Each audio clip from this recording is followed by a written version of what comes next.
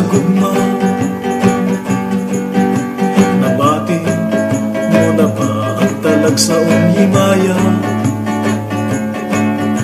Mura kag gibayaw sa kalangitan, usayaw na sinulay sa pitik sa imlugan.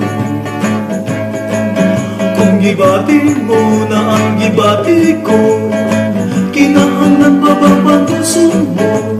Hinaot-untang nga di mo nadugayon, aron mahuwas ang nagkuwing tao. Dugay na kaayo kung nag-antos, maangkot lamang ang gugmamong timbos. Ayaw kahadlo sa paglito sa mga pulong